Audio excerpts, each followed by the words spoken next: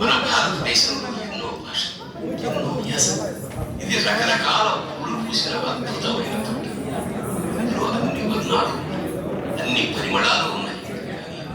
దీని రంగు దాన్ని, దీని పరిమళం దాన్ని. మన పూర్వుల శౌర్య ప్రతాపాలను గుర్తు చేస్తూ, మన కౌలని కళాకారులు స్మరించుకుంటూ, మనకు మార్గదర్శకత్వం చేసిన వైతాళకులకు అంజలి గడిస్తూ శ్రీ గుండేపూడి లక్ష్మీనారాయణరావు గారు చేసిన గానం పద్మశ్రీ బాలసుబ్రహ్మణ్యం.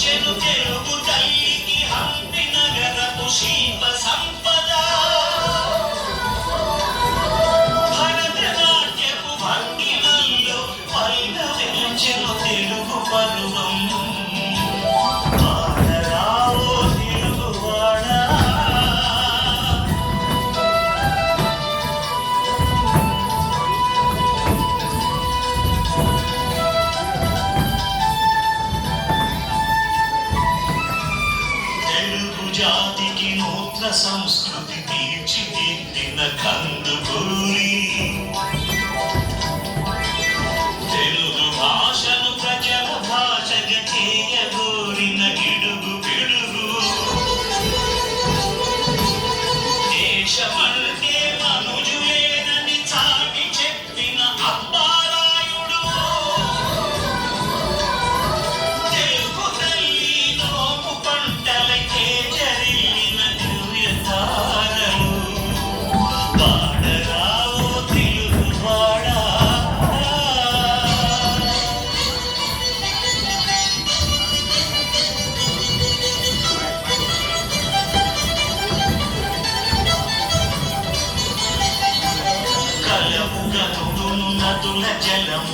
సిరి పాదల మనదు దేశం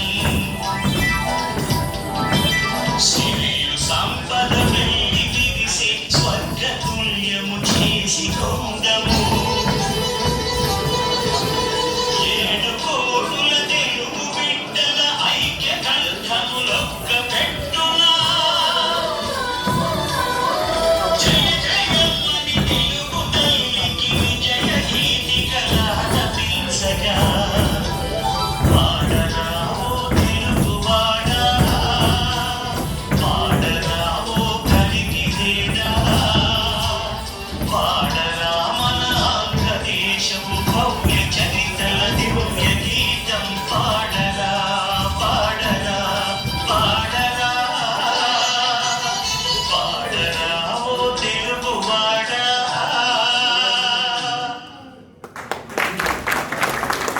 పిల్లలు అలాగే నిల్చుంటే చాలా చక్కని గీతాన్ని మన సంస్కృతి సాంప్రదాయాలను తెలుగు యొక్క వైభవాన్ని ఔన్నత్యాన్ని ఆంధ్ర రాష్ట్రం యొక్క తేజస్సును వారు ప్రదర్శింపజేశారు.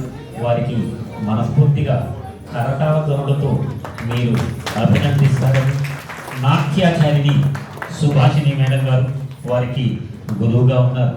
చాలా చక్కని ప్రదర్శనలు వారు ఎక్కడ ప్రభుత్వ కార్యక్రమంలో జరిగినా కూడా మన జవహర్ బాలభవన్ విద్యార్థులే అక్కడ నాట్య ప్రదర్శన చేయడం ఆనవాయింది. వారొక్కరే ఒంటి చేత్తో వారు ఆ కార్యక్రమాన్ని నడిపిస్తారు. వారి నిజంగా మేడం గారికి వారి పిల్లలకు అందరూ కూడా కరతాళ ధ్వనులతో మరొక్కసారి బిడ్డలను ఆశీర్వదిస్తారని ఇప్పుడు గెస్టు